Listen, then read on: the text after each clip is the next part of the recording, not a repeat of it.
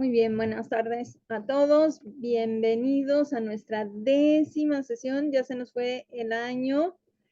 Nos queda una última sesión para concluir. Creo que ha sido un año muy provechoso. La presentación de hoy está a cargo de Eduardo Herrera II y Rosalba Delgadillo Torres y la titularon Los caminos del algodón. Le damos bienvenidas, Rosalba, Eduardo. No los vemos, pero les damos la bienvenida. Ya pueden compartir pantalla, por favor. Rosalba. Sí, buenas tardes a todos. ¿Ya está ahí? Perfecto. Muchas Sí, gracias. sí, de nada. Bueno, pues buenas tardes a todos. Es un gusto volver a participar en este seminario y pues vamos a hablar de los caminos del algodón o también llamada la ruta del algodón.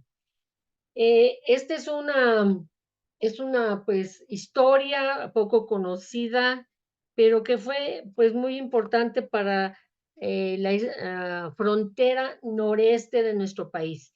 Y pues en un periodo determinado de mucha convulsión en México hubo desafortunadamente muchos acontecimientos muy fuertes, muy lamentables, pero bueno, de alguna manera, pues México salió adelante.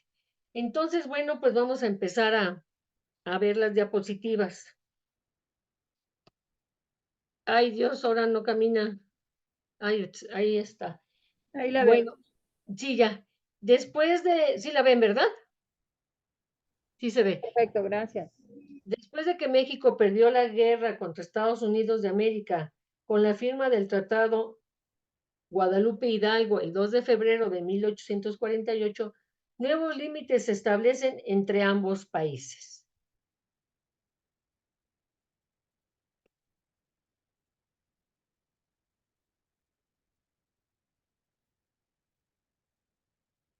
Las primeras décadas, perdón, ya se me brincó acá una. El nuevo límite en la esquina noreste de la República Mexicana será una cambiante frontera. ¿Sí ven el cursorcito como señalador? Sí, se ve muy bien. Sí. El nuevo límite en la esquina noreste de la República Mexicana será una cambiante frontera con ese país, perteneciente al municipio de Matamoros. Se ubica en el extremo norte de una playa de 40 kilómetros de largo, llamada Playa Bagdad, y la desembocadura del río Bravo, entre pantanos, marismas y el inquieto curso de este río, donde a veces le da más tierra a México y otras se las disminuye, según los caprichos de numerosos huracanes que han sucedido en esta área a través de los siglos. En el presente trabajo, queriendo desenterrar del olvido la historia de este punto tan poco conocido, mencionaremos sus orígenes, así como las operaciones e impacto de la llamada Ruta del Algodón durante la Guerra Civil del país del norte, explorando sus implicaciones económicas, políticas, sociales y las tragedias que sufrieron sus empresarios y habitantes durante la segunda mitad del siglo XIX. Los datos nos mencionan que en 1777 ya existía una pequeña aldea de pescadores en la desembocadura del río Bravo, área habitada por temporadas por los carrizos, grupo de indígenas pacíficos, y años más tarde, en 1835, recibió el nombre de Vista Hermosa de Santa Ana.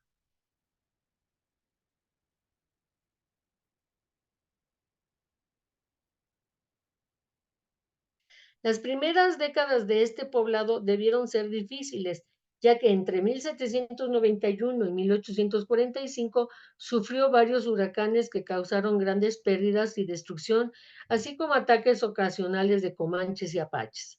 Poco antes de la guerra con Estados Unidos, el puerto se llamaba La Garita. Después de la guerra entre Estados Unidos y México de 1846 a 1848, cambiará su nombre por el de Bagdad, de origen desconocido. Oficialmente se le nombrará de esa manera en documentos de 1854. En 1864 se le nombró Villa Cortina en honor al héroe regional de origen vasco, terrateniente y ganadero que luchó por los derechos de los mexicanos que después de la guerra entre Estados Unidos y México quedaron del lado norte del cauce del río Bravo.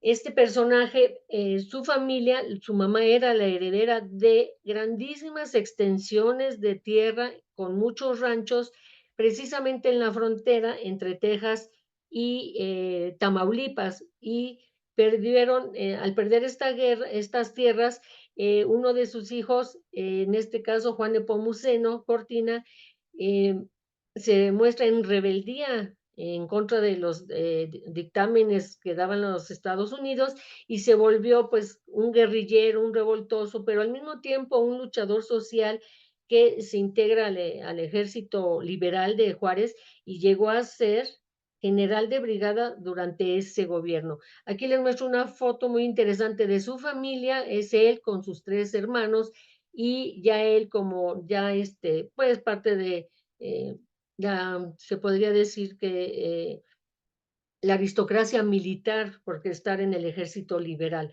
Lo que me llama mucho la atención es si se fijan en el personaje de donde está la familia, el personaje de la derecha, el parecido que tiene con Enrique Lizalde. No sé si recuerdan a ese actor, pero sería su doble. Y bueno, pues este personaje es muy conocido en la región y pues por él le dan el nombre a lo que se llama nuevamente Playa Bagdad. Bueno, en este plano tenemos tres lugares muy importantes, son los circulitos, uno en azul, uno en amarillo y uno en rojo. Si bien Matamoros, que está en este punto de color rojo, si bien Matamoros ya era un importante puerto fluvial desde la primera parte del siglo XIX, pues recibió mercancías de ultramar y remontando el río Bravo, estas llegaban al lejano Laredo y posteriormente por tierra se comunicaban con la pujante ciudad de Monterrey. En 1858, el gobernador Ramón Guerra decreta la creación de una zona de libre comercio internacional, ratificada en 1861 por el presidente Benito Juárez. La zona libre ofrecía grandes oportunidades, favoreciendo el comercio y consolidando capitales en el municipio de Matamoros. Se convirtió en el puerto, perdón, de intercambio con el exterior para el norte de Tamaulipas, Nuevo León, Coahuila, Durango, Chihuahua y Nuevo México, gracias a un activo comercio fluvial llegando incluso hasta Camargo en Chihuahua. ¿Sí? Ese es el círculo que tenemos en azul clarito, en azul celeste.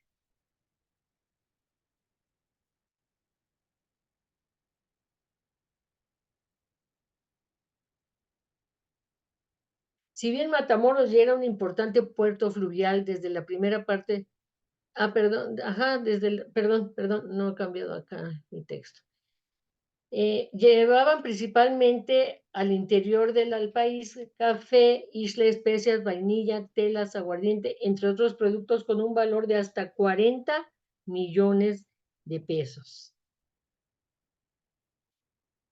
Desafortunadamente, Matamoros sufrió la pérdida de los puertos marítimos Brazos de Santiago y el Frontón de Santa Isabela, ya que quedaron del lado estadounidense, a la orilla de la Laguna Madre, pero al puerto de Garita, que ya nombraremos de aquí en adelante Bagdad,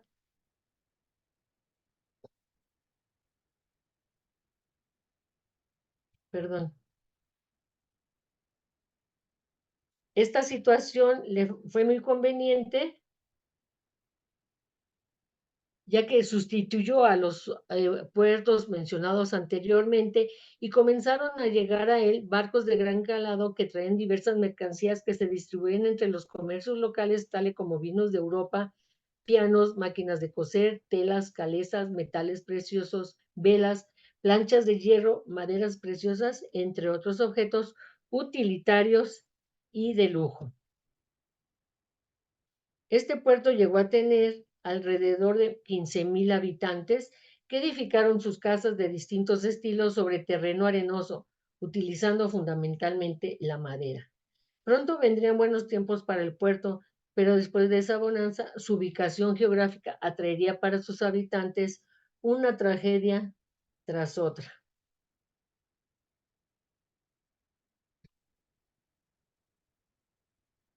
Entre 1861 a 1865 se desarrolló la Guerra Civil Estadounidense, también conocida como Guerra de Secesión, la cual fue un conflicto decisivo que moldeó el curso de la historia de los Estados Unidos de América.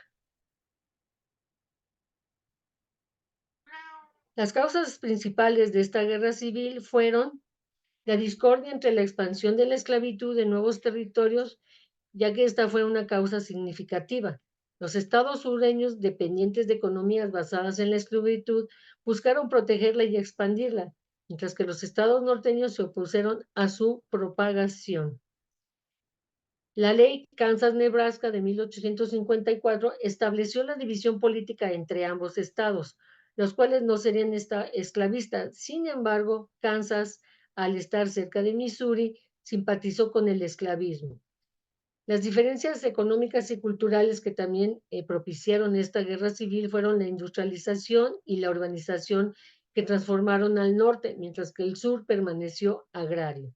Los aranceles y políticas comerciales favorecieron las industrias norteñas, exacerbando las quejas sureñas. Las diferencias culturales entre el norte urbano e industrial y el sur rural y agrario contribuyeron también a las tensiones. Los movimientos abolicionistas y el sentimiento antiesclavista crecieron en el norte. El secesionismo sureño y la formación de la Confederación comenzaron a tomar forma. La elección presidencial de Abraham Lincoln y la secesión de Carolina del Sur en diciembre de 1860 fue el primer estado que se mostró en total rebeldía al gobierno federal, precipitando el conflicto. La batalla de Fort Sumter, que es el que tenemos en la imagen a la izquierda con un punto rojo, marcó el que la batalla de Fort Sumter, un islote situado en la bahía de Charleston, Carolina del Sur, en abril de 1861, marcó el comienzo de la guerra abierta.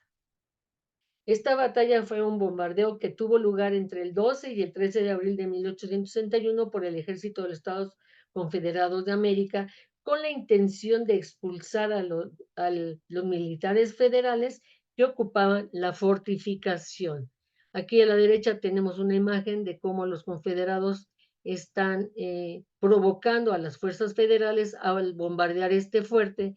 Hoy en día, en la imagen de abajo, vemos la reconstrucción del fuerte que está en un islote muy pequeño y que hoy en día es un monumento histórico.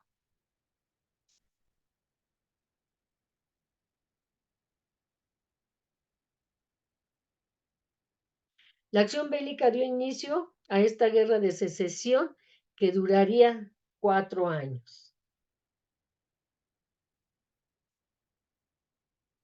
En rojo tenemos marcados los estados confederados. Este movimiento que empezó en Carolina del Sur, declarándose rebelde al gobierno federal, cundió rápidamente entre los estados esclavistas y que iban a defender su estilo de vida y por eso optaron por la separación del país. Los estados que se declararon esclavistas fueron Texas, Luisiana, Mississippi, Alabama, Florida, Georgia, Arkansas, Tennessee, Carolina del Sur y Carolina del Norte. La riqueza económica de esta amplia área radicaba en el esclavismo de miles de negros. El algodón era la sangre vital de su economía y a menudo se referían hacia él como el rey del algodón, el rey algodón, debido a su comercialización y exportación. La dependencia de las exportaciones de algodón hizo que la economía del sur fuera particularmente vulnerable durante la guerra civil, ya que los bloqueos de la Unión ya que los bloqueos de la Unión buscaban sofocar este comercio y paralizar los recursos financieros de la Confederación.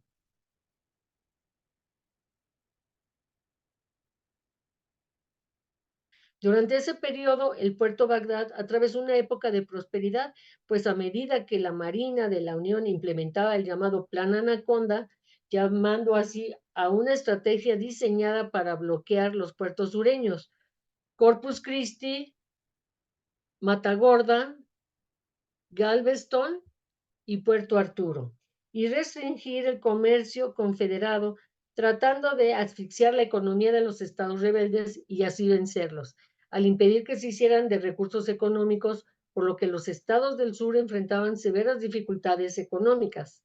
La Confederación necesitaba encontrar rutas alternativas para exportar su algodón e importar bienes esenciales para su lucha como armas, municiones, pago a mercenarios y suministros médicos. La respuesta a sus problemas la encontrarían en lo que se denominó la ruta del algodón, una ruta comercial que se extendía desde Texas hasta México. Esta ruta ofreció a los confederados las siguientes ventajas. Ventajas geográficas. Texas, con sus vastas plantaciones de algodón y su proximidad a la frontera mexicana, estaba estratégicamente posicionada para facilitar este comercio. La ruta utilizada fue principalmente el río Bravo, que servía como una frontera natural entre Texas y México, y al alcance de su mano el Golfo de México, para sacar el producto a través del transporte marítimo. En el contexto político, la postura neutral de México en la guerra civil ofreció una oportunidad única para la Confederación. El gobierno mexicano, liderado por el presidente Benito Juárez García, estaba sumido en sus propios conflictos internos, la lucha entre liberales y conservadores y la intervención francesa, y buscaba estabilidad económica a través de las ganancias que generaba el comercio con la Confederación. La ruta del algodón implicaba una compleja red de métodos de transporte, incluyendo barcos fluviales, carretas y ferrocarriles. El viaje desde los campos de algodón de Texas hasta los mercados en México estaba plagado de desafíos, incluyendo terrenos difíciles, bandidaje y la constante amenaza de incursiones de la Unión. En el transporte fluvial, el río Bravo jugaba un papel crucial en la ruta del algodón. Barcos de vapor y barcazas transportaban fardos de algodón río abajo hacia varios puertos mexicanos como Matamoros, donde el algodón se enviaba a mercados mexicanos y desde Bagdad a Europa. Las rutas terrestres. Cuando el transporte fluvial no era factible, el algodón se transportaba en trenes de carretas a través de paisajes áridos y terrenos accidentados. Estos viajes eran peligrosos, a menudo requerían protección de escoltas armadas para defenderse de los bandidos y fuerzas de la Unión. Los ferrocarriles, la infraestructura ferroviaria de Texas también facilitaba el movimiento del algodón a puntos clave a lo largo de la ruta del algodón. Sin embargo, los ferrocarriles eran frecuentemente objetivo de las fuerzas de la Unión, lo que requería constantes reparaciones y protección. Durante ese periodo, el puerto Bagdad atravesó una época de prosperidad, pues a medida que la Marina de la Unión implementaba el llamado, esto ya lo vimos, perdón. De esta manera, los confederados recurrieron al puerto de Bagdad para exportar sus productos, especialmente el algodón, pues la neutralidad de México aseguraba el libre acceso al mar a través de estos puertos mexicanos. El puerto llegó a contar aproximadamente con 60,000 habitantes, teniendo más de 200 embarcaciones diarias en aquel tiempo. Contaba con un casino, cantinas, una pequeña iglesia y una aduana. A esa época de bonanza también repercutió en Matamoros, ya que construyó importantes edificios, entre ellos el Fuerte Casamata y el Teatro La Reforma, para entretenimiento de los matamorenses. Poco duraría esa pujanza, ya que tuvo lugar la intervención francesa en México, que afectó a la región entre 1864 y 1866.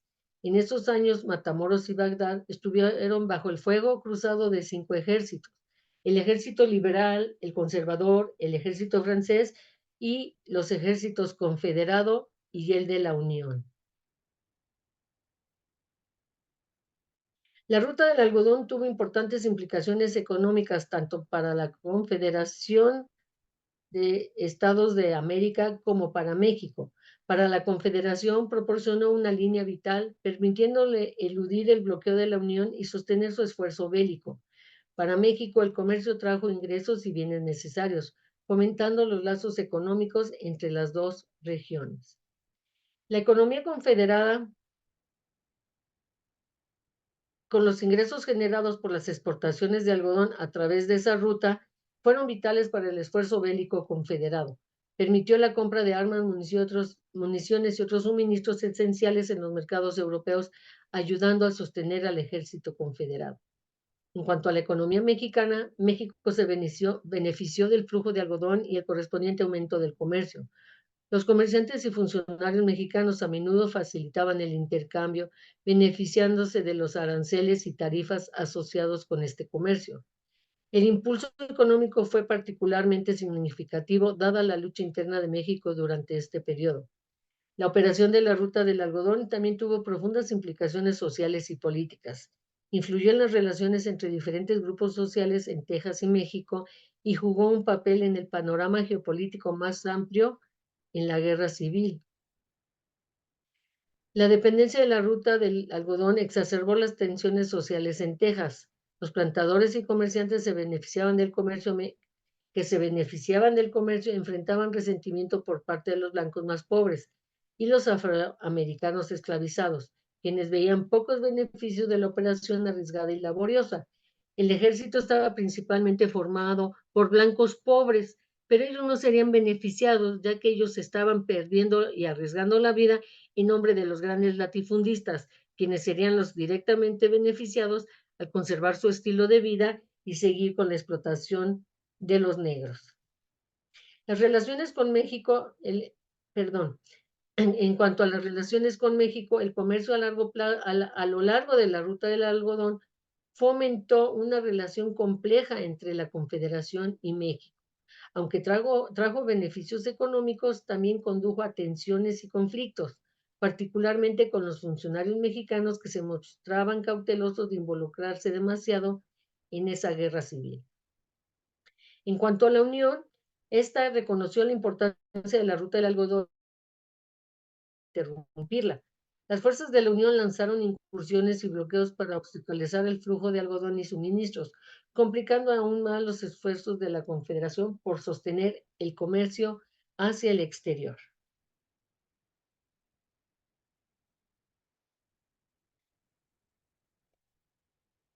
Esta es la bandera de Estados Unidos en esa época de la Guerra Civil. Recuerden que cada estrella corresponde a un estado que formaba el país. Para esa época solamente eran 33 estados. Y esta bandera fue cambiando conforme fueron agregándose nuevos estados, ya que tenía territorios y estos todavía no estaban integrados en la bandera. Y bueno, sabemos que después sus invasiones como Hawái y la compra de Alaska que se integran como estados a la Unión Americana. La ruta del algodón sigue siendo un aspecto significativo, aunque a menudo pasado por alto en la historia de la Guerra Civil de Estados Unidos. Su operación ejemplifica hasta qué punto llegó la Confederación para sostener su economía y esfuerzo bélico en medio de abrumadoras dificultades.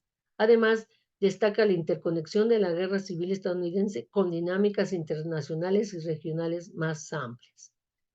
La ruta del algodón resalta la importancia de los recursos económicos y las rutas comerciales como parte de una estrategia de guerra, así como la dependencia de la Confederación en el algodón y los esfuerzos que realizó esta para mantener esta ruta comercial, lo que ofrecen valiosas lecciones sobre la interacción entre economía y estrategia militar. El impacto social y cultural de la ruta del algodón en las comunidades de Texas y México es un aspecto importante de su legado. La ruta comercial influyó en las dinámicas sociales, prácticas económicas e intercambios culturales, dejando una huella duradera en las regiones involucradas. A medida que la guerra civil avanzaba, la viabilidad de la ruta del algodón comenzó a decaer. Varios factores contribuyeron a su declive, incluyendo una mayor presión militar de la Unión, cambios en la dinámica política y el eventual colapso de la Confederación, perdón. La Marina de la Unión intensificó sus esfuerzos de bloqueo, desplegando más barcos para patrullar el Golfo de México y el río Bravo. Además, las incursiones de caballería de la Unión apuntaban a puntos clave a lo largo de esta ruta, capturando o destruyendo envíos de algodón y desbaratando la red comercial.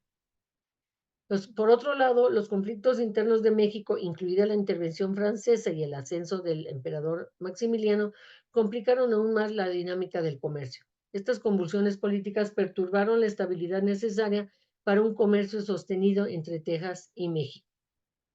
Finalmente, la eventual derrota de los Estados Confederados el 9 de abril de 1865 marcó el fin de la ruta del algodón. La caída de baluartes confederados clave como Vicksburg y Atlanta y la rendición del ejército del general Robert E. Lee sellaron efectivamente el destino de la Confederación y sus rutas comerciales. Como conclusión, diremos que la ruta del algodón desde Texas hasta México durante la Guerra Civil fue un componente crucial de los esfuerzos de la Confederación para sostener su economía y esfuerzo bélico.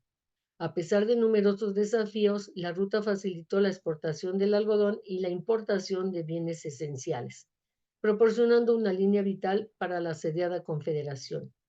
Su operación tuvo significativas implicaciones políticas, moldeando el curso de la Guerra Civil y sus secuelas. Al examinar la ruta del algodón, obtenemos una comprensión más profunda de las complejidades e interconexiones de este periodo crucial en la historia estadounidense y su siempre interrelación con México.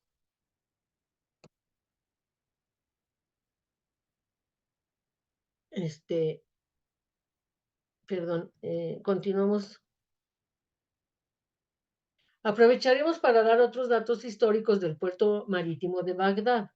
El 5 de marzo de 1862, México es invadido por el ejército francés por declararse incapaz de pagar una deuda contraída muchos años atrás.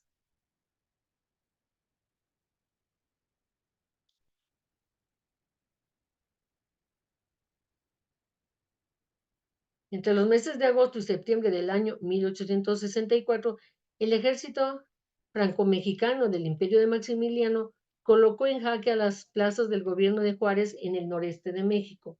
Su irremediable ocupación por las divisiones al mando de los generales del imperio, Tomás Mejía y de Armand Alexandre de Castaing, forzaron a que el presidente Juárez abandonara Monterrey, donde había establecido su gobierno provisionalmente. Desde el día 15 de agosto de 1864 partió en su ruta hacia el Paso del Norte. En el mismo día, 20 de agosto de 1864, mientras que el general del Imperio Castaing tomaba la plaza de Saltillo, Margarita Maza de Juárez y sus hijos se encontraban en Brazos de Santiago, en ese puerto, abordando la embarcación que los llevaría al puerto de Nueva Orleans. Algunos periódicos publicaron la posibilidad de que Juárez llegaría ese día al puerto.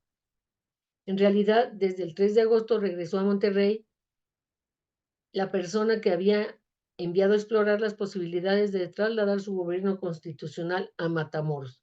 Pero la situación era casi imposible, ya que para entonces Brownsville ya estaba en manos del Ejército Confederado de América. 2 días después de la toma de Saltillo y la salida al exilio de la familia de Juárez, el 22 de agosto, el almirante Voss del ejército imperial desembarcaba 400 marinos en la desembocadura del río Bravo, tomando el puerto de Bagdad. Para liberar el puerto de Bagdad de las fuerzas conservadoras, el general Mariano Escobedo solicitó apoyo al gobierno de los Estados Unidos. Entre las 3 y 4 de la madrugada del 5 de enero de 1866, decenas de soldados negros supuestamente afines a la causa republicana mexicana, encabezados por el teniente Lynn Scott, asaltaron el puerto de Bagdad y descargaron una ofensiva contra las fuerzas imperialistas, atacando el cuartel y al barco Antonia, que estaba atracado en la costa. Pero poco después la batalla se convirtió en un tremendo zafarrancho en el que se dedicaron a robar, quemar, violar y asesinar a los civiles mexicanos. El ejército de ese país se justificó argumentando que se colaron entre los militares bandas de delincuentes y que habían sido ellos los culpables. Esta misma respuesta le dieron al gobierno de México los Estados Unidos en la batalla del 8 de octubre de 1848 durante la intervención norteamericana en Huamantla, Tlaxcala, donde también fue agraviada la población civil, violando, matando e incendiando la población.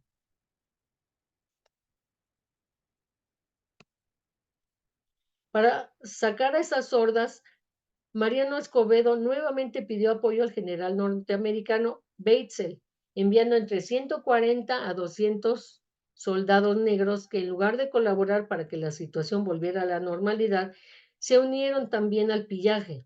El caos continuaba. Por la noche se veían toda clase de embarcaciones cruzar desde Estados Unidos a Bagdad y luego regresar nuevamente a ese país cargados con el producto del saqueo de los almacenes de Bagdad y los gritos de terror de los ciudadanos mexicanos pidiendo auxilio o siendo asesinados, sin que las autoridades mexicanas pudieran hacer gran cosa para impedirlo. Ante los hechos, los comerciantes de la región externaron una protesta para reclamar una indemnización a Estados Unidos por los daños causados. Sin embargo, no obtuvieron respuesta. El puerto marítimo de Bagdad nunca se recuperó de este golpe y después de estos hechos desapareció totalmente. La costa de Bagdad se convirtió desde hace muchos años en un paseo de playa regional, la cual llegó a ostentar solo por poco tiempo el nombre de Costa Azul en honor, a Rigo Tobar. En 2023, el gobierno del estado de Tamaulipas y el municipio de Matamoros construyeron cabañas para incrementar el turismo. Desafortunadamente, el reciente huracán John causó estragos en las obras recién hechas. Pareciera que la tragedia no quiere alejarse de este último rincón de la patria. Muchas gracias.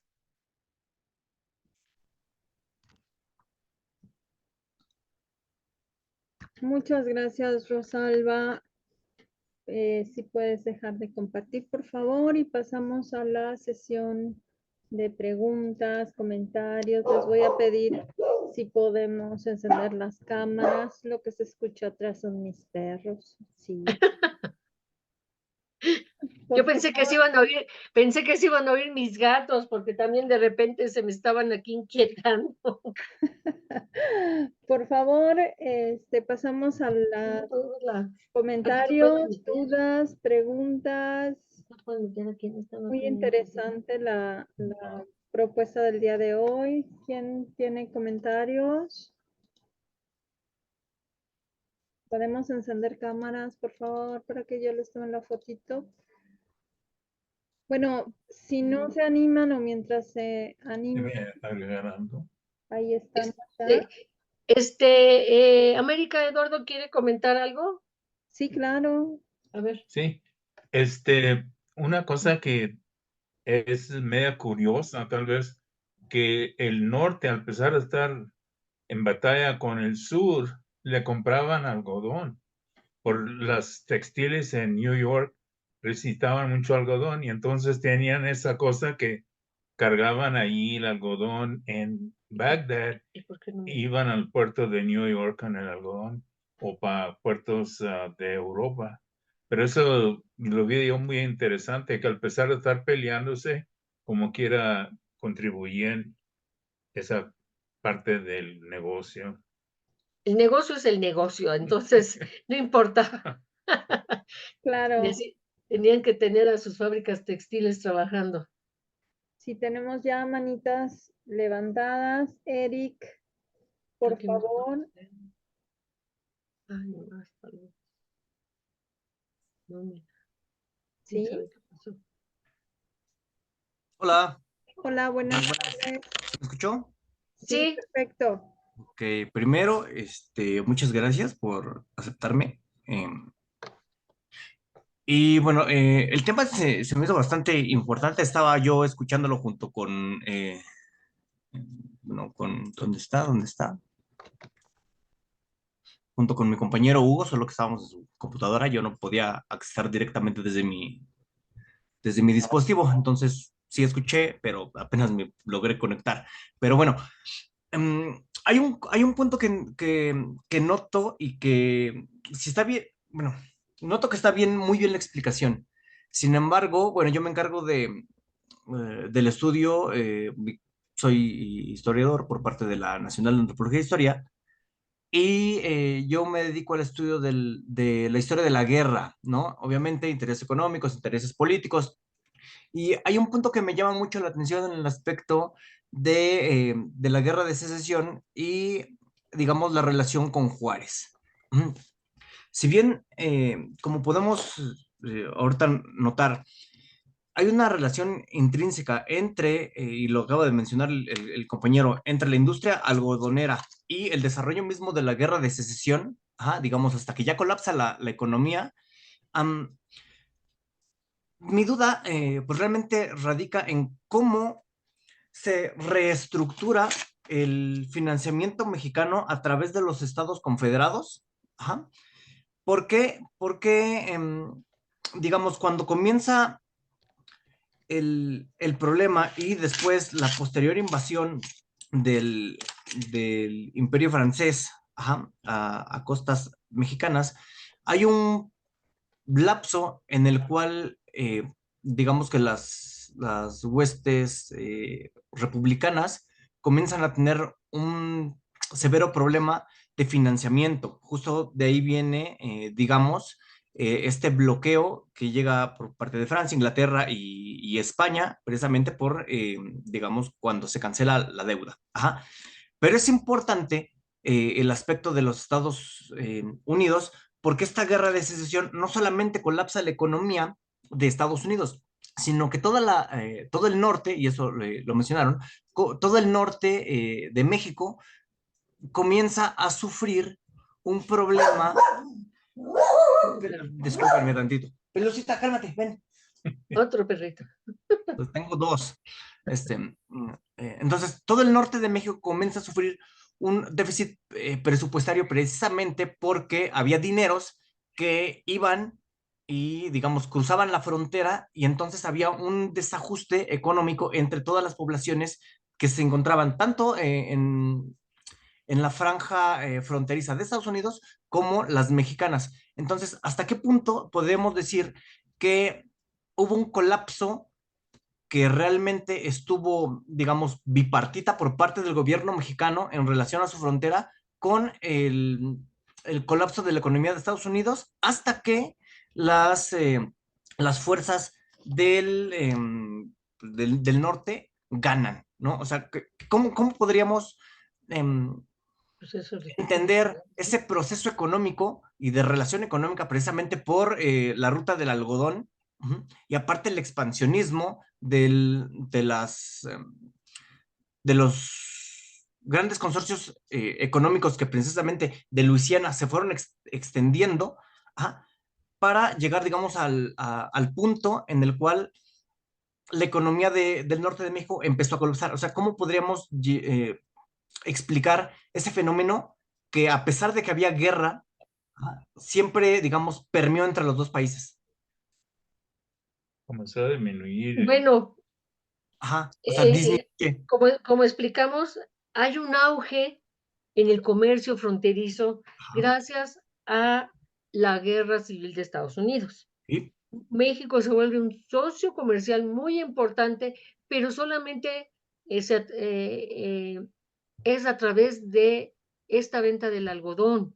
Claro, esta riqueza permite la adquisición de productos suntuarios y domésticos, pero ¿qué pasa cuando llega la invasión francesa a México? México va a tener que empezar a gastar muchos recursos en enfrentar al ejército francés. Y luego viene y se colapsa finalmente la Confederación. Entonces, todas estas riquezas que se estaban generando a partir de un comercio fluvial fronterizo, obviamente también llevan a la quiebra de todos estos comerciantes que se enriquecieron a partir de este flujo comercial que fue muy circunstancial. Estuvo totalmente dependiente de este comercio de guerra. Obvio, cuando ya la Unión empieza a tomar fuerza, a bloquear los puertos, a atacar las caravanas de algodón por tierra, se viene abajo, y la estrategia militar de los confederados también, al ser comercial, pues se viene abajo. Y también el ejército mercenario y el ejército voluntario de la Confederación, cuando ven que esta guerra se alarga más de lo que pensaban que duraba unos cuantos meses, se desgastan y se dan cuenta que ellos no iban a obtener ninguna ganancia. Estaban peleando por los latifundistas. Ellos no iban a recibir nada. Ellos son blancos pobres que apoyan el esclavismo como una forma de vida, pero ellos no eran los esclavistas, ellos eran blancos pobres, muchos mercenarios, y que por un sueldo, pues se meten a la guerra. Mientras más va avanzando el tiempo, se toman más conciencia de esta guerra, que para ellos no les va a beneficiar en nada, y también eso los desencanta. Entonces, hay una serie de circunstancias que debilitan finalmente a la Confederación, y esto no lo llevó a buen puerto, como vimos. Y obviamente toda esta economía mexicana y fronteriza, pues se viene abajo. Para cómo entra la intervención francesa en México, Juárez no la tuvo nada fácil, porque está peleando una guerra civil y está enfrentándose hacia los franceses también. Están los liberales conservadores, y aparte está una invasión totalmente extranjera y abusiva. Entonces, claro que colapsa toda esta economía del norte. El impacto hacia el centro de México y hacia el sur obviamente no se ve, porque es solamente en las ciudades fronterizas donde se está teniendo este auge comercial. Perdón, Y bueno, Ok, habría que gracias. profundizar, y también habría que profundizar mucho más. Nosotros no entramos en esta situación de manera tan profunda, porque solamente nos interesa cómo surge esta ruta del algodón, quiénes son los beneficiados que implicó y cuándo termina. Entonces, esto pues es un tema de investigación mucho más profundo, donde ya se va a meter más uno a la cuestión comercial de ambos países en este periodo tan complicado. Perdón, Rosalba y Eric, habría que recomendarle a Eric los trabajos de Mario Ceruti, ¿no? Sobre toda esta economía del norte, donde Vidaurri, el gobernador Vidaurri, va a ser uno de los personajes fundamentales, que va a tener un encono político, por supuesto, con Juárez, porque él está haciendo que este comercio del norte fluya, y fluyan enormes cantidades de dinero. De hecho, está controlando no solo el comercio fluvial, sino los arrieros de la parte del norte. Y Ceruti también tiene un trabajo en coordinación con Almaraz, en el Colegio de la Frontera Norte, sobre el comercio del algodón, y además tiene el desarrollo, otro trabajo importantísimo de Ceruti, de propietarios, empresarios y empresas en el norte, que vamos a ver que el colapso para los empresarios no fue tal. O sea, sí hubo pequeños empresarios y arrieros que van a colapsar con la economía, pero los grandes empresarios no van a tener problema, y son empresarios que hoy los nombres siguen existiendo y siguen teniendo grandes empresas. Un ejemplo es Televisa, ¿no? Con estos descendientes de estos grandes empresarios que hicieron en el norte la ganancia a mares, ¿no? Mario Ceruti es la persona ideal. ¿Verdad? Mira qué bonito. Y Rosalba. Sí, no, sí, adelante, muchas gracias por la recomendación también. No, muchas gracias. Mario Ceruti es miembro de la Academia Mexicana de la Historia, y hay varias cosas gratuitas de la Academia Mexicana que se pueden descargar, y hay trabajos de Mario Ceruti, además de... Ok, lo voy a revisar. Muchísimas gracias. Sí, precisamente por eso que usted menciona, es por lo que no me sigue sin cuadrarme, porque la política de Juárez nunca comulgó con las políticas de los gobernadores del norte. Claro. Entonces, Los yo, gobernadores del norte están haciendo la América, están ganando todo el dinero con todo el proceso de la guerra civil de Estados Unidos.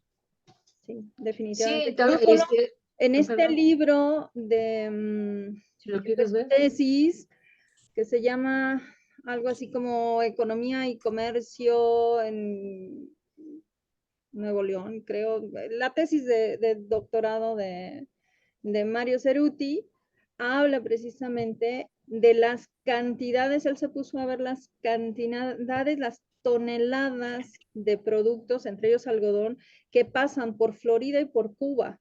O sea, Cuba está controlando todo este comercio hacia afuera y son los empresarios mexicanos los que están moviendo todo esto. Totalmente recomendable. No sé si muchas tenemos gracias. por ahí otra pregunta. Nada, ¿de veras? ¿En serio? No les puedo creer. ¿Será ¿Quiénes están? que me toca el tema? ¿De verdad? ¿No tenemos comentarios, preguntas, nada? Todo clarísimo. Y es que Entonces podemos seguir debatiendo. Tenemos que ir con todos estos trabajos. Bueno, Mario Ceruti sí. se enfoca más en Monterrey y Mario Tamaulipas, Ceruti. ¿no? Mario Ceruti. Okay. Sí, y recuerden que la guerra siempre va a ser un buen negocio para los que logran colocarse y ser visionarios en qué productos son los que se van a manejar. Siempre la guerra ha proporcionado grandes capitales, así como empobrece a mucha gente, también enriquece a muchos. Por eso la guerra es un gran negocio.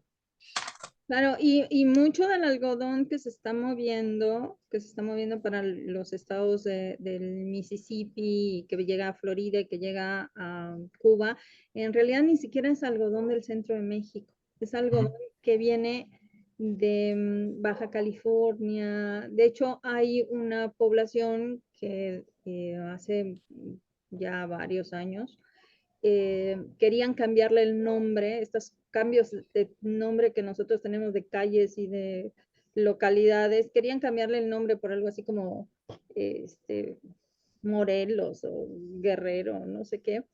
Y hubo todo un movimiento para no cambiar el nombre de esta población que se llama algodones, ¿no? De ahí venía el algodón que están moviendo en la frontera. ¿Cómo se llama Entonces, de hecho, uno de los que participó en esta no campaña para cambiar el nombre fue precisamente Miguel León Portilla, que explicaba, los nombres nos evocan nuestra historia. Entonces, se logró que la localidad de Algodones se sigue llamando de esa manera de milagro, ¿verdad? Porque ahora tenemos la calzada México-Tacuba, que ya ni sé cómo se llama, ¿verdad?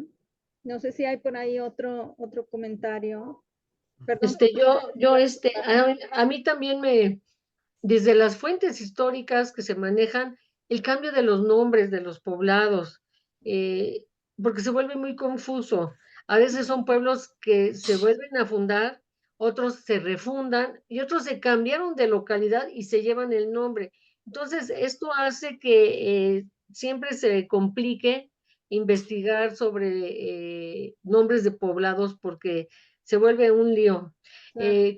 Juárez fue el que empezó a poner a los poblados nombres de héroes de la independencia y pierden su sabor porque si están los nombres en lenguas originales, pues pierden la etimología, porque ese nombre se va a llamar, por decir, Cerro Blanco es Iztactépetl y te está diciendo una característica del poblado y son sus raíces, es parte de su personalidad. Y ya cuando le ponen Villa Vicente Guerrero, Déjalo ahí, pues por favor. ya perdió todo ese contexto, ¿no? Claro, sí, definitivamente. ¿No? Es algo por lo que habría que luchar para, para no tener estos cambios terribles. Marta Monzón, que no quiere hablar, dice solo decir que el algodón del norte es de los mejores del mundo, principalmente el de Ciudad Juárez. Pues sí, toda la franja donde se podía cultivar algodón pues estaba produciendo esto, que originalmente era un producto más del centro de México, más de la parte más cálida. Precisamente es con la política juarista y la guerra de secesión que se empieza a producir algodón en la franja del norte, ¿no? Y como bien dijiste, Rosalba, en el centro, pues prácticamente no se, seguimos siendo muy centralistas, ¿no? Entonces no se sabía qué es exactamente lo que estaba pasando aquí en el norte, pero va a haber estos gobernadores como Vidaurri, que Vidaurri era un pillo, ¿no? Muy inteligente, ¿no? Y otra cosa que ocurre gracias a la guerra de secesión es que se establece la banca mexicana, ¿no? La banca regional. En México uno de los primeros bancos del país se establece en Santa Eulalia, que está aquí en un ratito, y es una población, un real de minas muy pequeñito, pero se empiezan a establecer los bancos en la franja norte antes que en la Ciudad de México, ¿no? Eso también. Pues no sé, ya estoy hablando yo demasiado. Esperanza, gracias. A ver, ¿vas a decir algo? ¿O no? ¿No? ¡Qué barbaridad! Hola, buenas tardes. Estaba viendo la producción de Cheruti y Cheruti pues ha estudiado, bueno, pertenece a la Asociación de Historia Económica del Norte de México, por eso es que ha tenido también este tipo de trabajos tan interesantes, ¿no? Sí, sí, sí. Bueno, pues si no hay nada más, pues vamos dando por terminado nuestro día de hoy. Les pido por favor, llenemos el calendario que ya se los pasé para el próximo año. Les recuerdo, necesitamos el título. Tiene que estar listo en noviembre, por favor.